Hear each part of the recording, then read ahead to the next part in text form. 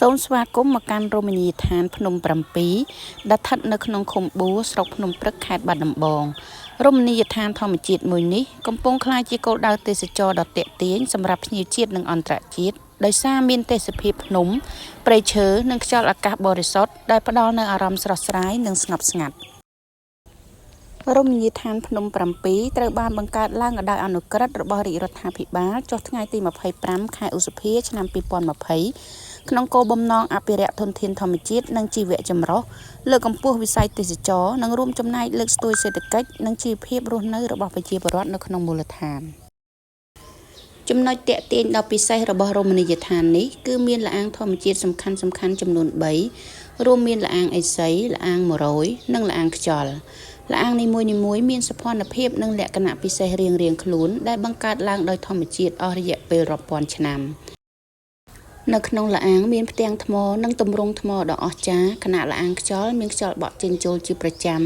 ធ្វើឲ្យបរិយាកាសត្រជាក់ស្រួលនិងទាក់ទាញភ្ញៀវទេសចរឲ្យចង់មកស្វែងយល់ក្រៅពីទស្សនាល្អាងភ្ញៀវទេសចរអាចឡើងគយគន់ទេសភាពពីលើកំពូលភ្នំដែលអាចមើលឃើញព្រៃឈើវាលស្រែនិងទេសភាពធម្មជាតិដ៏ស្រស់បំព្រងនៃទឹកដីស្រុកភ្នំព្រឹក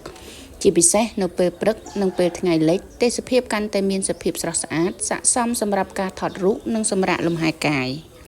រដូវវស្សាគឺជាពេលវេលាដែលធម្មជាតិមានពណ៌បៃតងខៀវស្រងាត់ចំណែករដូវប្រាំងអាកាសធាតុស្រឡះងាយស្រួលក្នុងការធ្វើដំណើរនិងទស្សនាទេសភាពពីលើកំពូលភ្នំ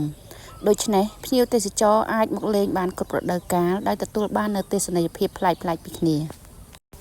រមណីយដ្ឋានភ្នំ7មិនត្រឹមតែជាកន្លែងកម្សាន្តប៉ុណ្ណោះទេប៉ុន្តែក៏ជាតំបន់ធម្មជាតិដ៏មានតម្លៃដែលរួមចំណែកក្នុងការអភិរក្សបរិស្ថាននិងលើកកម្ពស់វិស័យទេសចរណ៍ធម្មជាតិរបស់ខេត្តបាត់ដំបងផងដែរសូមអញ្ជើញបងប្អូនប្រជាពលរដ្ឋនិងភ្ញៀវទេសចរជាតិអន្តរជាតិមកទស្សនារមណីយដ្ឋានភ្នំ7ដើម្បីស្រូបយកខ្យល់អាកាសបរិសុទ្ធទស្សនាល្អាងធម្មជាតិដ៏អស្ចារ្យទាំង3និងរួមគ្នាការពារថែរក្សាធនធានធម្មជាតិដ៏មានតម្លៃនេះឲ្យនៅគង់វង្សសម្រាប់កូនចៅជំនាន់ក្រោយ។